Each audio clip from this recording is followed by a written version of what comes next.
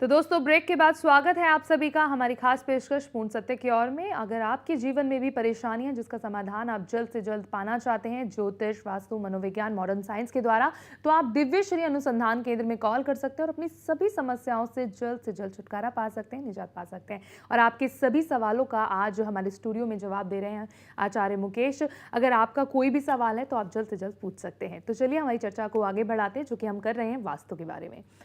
Break पर जाने से पहले आचार्य जी आपने बताया कि 50 साल पहले भी वास्तु को हम अपनाते थे, हमसे जुड़ा हुआ था, लेकिन इतना प्रचार नहीं था। हम चाहेंगे दर्शकों को सरल शब्दों में बताएं कि वास्तु को और किस तरह से हम देख सकते हैं और किस तरह से अपनाया जाता था 50 साल पहले भी। देखिए, प्राचीन भारत की बात करें, 50 साल का तो एक ऐसा टेन्योर है कि जिससे हमने बहुत जल्दी से तेजी से परिवर्तन देखे हैं। दोस्तों, आदिकाल से वास्तु का चलन है और यह चलन उस समय उस चरम पर था जिसने आज के ज़माने में लोगों को, आज कलयुग के समय में लोगों को एक सुखपूर्वक, शांतिपूर्वक जीवन जीने के लिए एक कंप्लीट टेक्नोलॉजी दी। ये टेक्नोलॉजी है, आध्यात्म नहीं है। इस टेक्नोलॉजी में आप जान सकते हैं जितने भी शास्त्र हमारे हैं वो आदिकाल के लिखे हुए हैं, चाहे उसमें हम मयमतम का नाम लें या विश्वकर्मा प्रकाश का या कोई और। अब रहा दूसरा 40-50 साल पहले का। हाँ दोस्तों, आर्किटेक्चर में बहुत ज़्यादा ज़बरदस्त चेंज आए हैं इस ड्यूरेशन में, और उस चेंज में टेक्नोलॉजी को आपने यूज़ जो करना है वो स्ट्रक्चर को मजबूत करने के लिए, अर्थक्वेक प्रूफ करने के लिए करना है, न कि आप उससे अपने जीवन और आनंद से समझौता करके करना है। दूसरा सवाल। अब तीसरा, पहले वास्तु अप्लाई होता था। वास्तु के साथ साथ ऐसी बहुत सी अलग साइंस है, दूसरी साइंस है जो हमारे जीवन को इम्पैक्ट डालती हैं, डायरेक्ट या इनडायरेक्ट, जैसा मैंने पहले भी कहा है। तो उनमें हमारा जो लाइफस्टाइल होता था वो इस तरह से मर्ज था कि हमें पता ही नहीं होता कि हम किस विषय का, किस विज्ञान को फॉलो कर रहे हैं। वो हमारी लाइफस्टाइल में इस तरह के से मर्ज था कि हमें ये जानने की जरूरत ही नहीं होती थी कि जो एक्टिविटी हम अनजाने में कर रहे हैं और एक सिस्टम में और कस्टम के रूप में कर रहे हैं वो हमें जीवन में क्या दे रही है। अब इसका पता तब लगा है, इन तकलीफों का तब पता लगा है जब हमने तकलीफों से गुजरना शुरू किया। तो सवाल सामने आए, सवाल सामने आए तो उसका कारण सामने आए, और कारण के लिए निवारण सामने आया। तो वो जीवन, वो लाइफस्टाइल, वो बाकी चीजें, वो सभी जिन्हें हमने बैकवर्ड करके छोड़ दिया था, आज वो फॉरवर्ड करके या मेडिसिन के रूप में वो हमारे सामने आ रही है। बिल्कुल। इसमें वास्तु बहुत स्ट्रॉन्ग विषय है, और स्ट्रॉन्ग भी क्या, मैं कहना चाहूंगा कि वास्तु सबसे स्ट्रॉन्ग विषय है।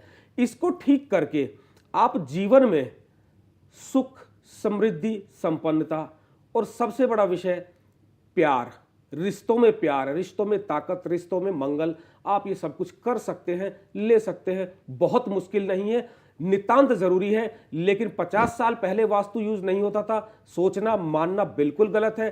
100% वास्तु यूज होता था। एक्चुअल में तो हमने 30 साल में ब्रेक किया है वास्तु को, उसका परिणाम हम लोग आज भुगत रहे हैं, और तब वो लिटरेचर और शास्त्र के रूप में हमारे सामने आ रहा है। और कई चीजें, जैसे यूजुअली भारत गांव में बसता था, गांव में गौ का बड़ा प्रचलन था। आज भी वास्तु के 10 दोष आपके मकान में हैं और आप गोवर्क वहां छिड़क देते हैं तो वास्तु के दोष आप पर टेम्परेरी फेज तक इंपैक्ट नहीं करते। और सारे मोहल्ले में, ट्राइब्स में गाय का होना इस चीज के लिए बेफिक्र कर देता था कि यदि आपने कोई गलती की हुई है तो उसका इंपैक्ट आप पर नहीं आएगा। इन चीजों के होने के कारण हम वास्तु की किन्हीं छोटी छोटी बारीकियों को दरकिनार कर दिया करते थे। लेकिन आज कॉन्सेप्ट बिल्कुल चेंज हो गया। गो अर्क का हम नाम जानना भी नहीं चाहते, उसे इस्तेमाल नहीं करना चाहते। बाकी और चीजें जो हमारे सिस्टम में थी वो हमने सिस्टम से निकाल दिया।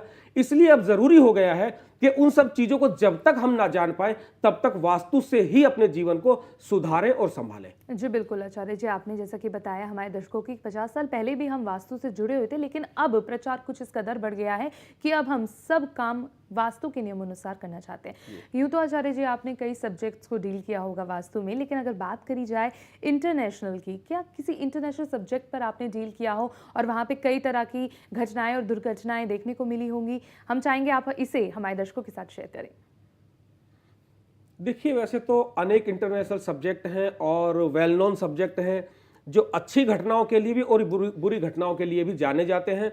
और मैं समझता हूं आप लोगों को एक बहुत छोटा सा एग्जांपल देना चाहूँगा, याद भी होगा। मैं बात कर रहा हूँ नेपाल की।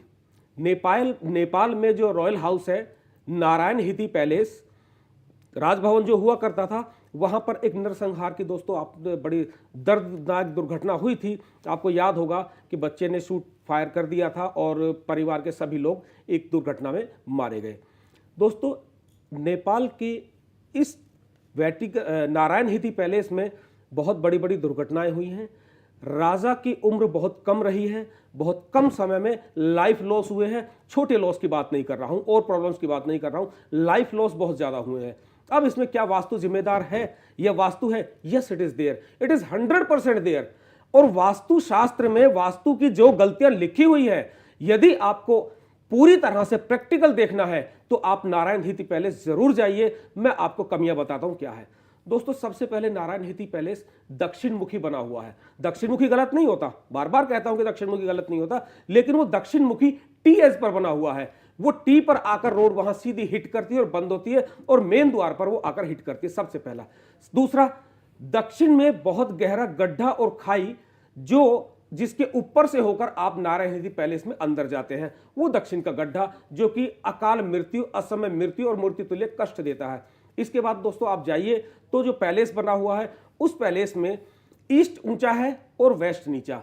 ईस्ट ऊंचा होने से क्या होता है, या तो पुत्र रत्न की प्राप्ति नहीं होती, या हो जाती है तो वो दिमागी रूप से संतुलित नहीं होता है तो अल्पायु होता है।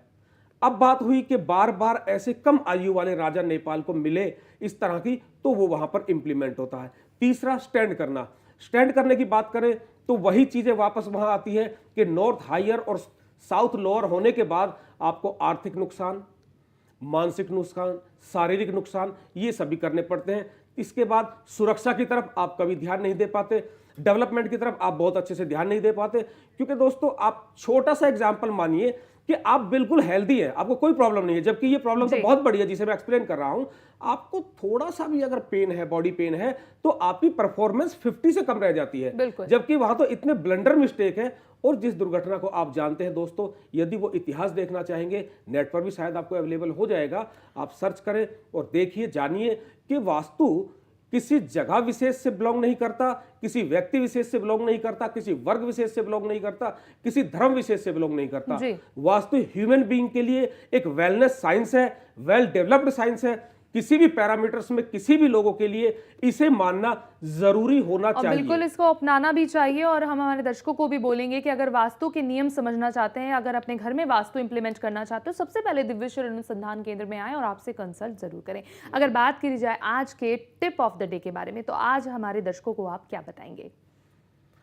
दोस्तों आज के टिप ऑफ द डे में दुर्घटना वाला वही लेते हैं, दक्षिण का विषय। सबसे पहला, दक्षिण मुखी मकान गलत नहीं होता, दक्षिण मुखी दुकान अच्छी होती है, दक्षिण मुखी से नहीं डरना चाहिए। आराम के लिए क्या करें यदि फिर भी कुछ प्रॉब्लम फेस कर रहे हैं तो लोगों दोस्तों, दहलीज जिसे आप कहते हैं, वो दहलीज वाला पार्ट यदि दक्षिण मुखी मकान में या दुकान में नहीं है तो आपको अनेक परेशानियों का, आर्थिक परेशानियों का सामना करना पड़ सकता है। इसलिए दक्षिण मुखी में आनंद से रहे, लेकिन दहलीज लगाकर। और कोई ज्यादा डरने की जरूरत नहीं है इसको लेकर, ये कोई नुकसान आपको करेगा। जी बिल्कुल, अगर वास्तु को इंप्लीमेंट करना है तो कुछ नियम वास्तु के अपनाने पड़ेंगे और डरने की जरूरत नहीं है। वास्तु के कई नियम हैं और इसके लिए आपसे कंसल्ट करना बहुत जरूरी है। जी बिल्कुल आचार्य जी, आज कीमती समय निकालकर आप हमारे स्टूडियो में और वास्तु के बारे में इतनी सरल शब्दों में जानकारी दी, हमारे दर्शकों को बताया कि क्या कुछ होता है वास्तु और कितनी इंपॉर्टेंस होती है इसकी हमारी लाइफ में। इसके लिए आपका बहुत बहुत शुक्रिया। हरे कृष्ण।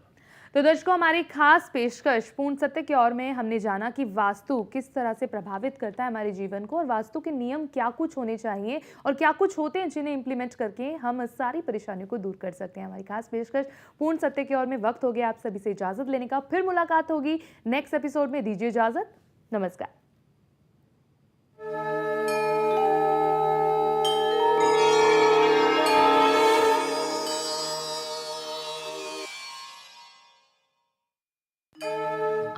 जीवन में, व्यापार में, संबंधों में या स्वास्थ्य में किसी भी परेशानी का सामना कर रहे हैं और सटीक एवं तर्कपूर्ण समाधान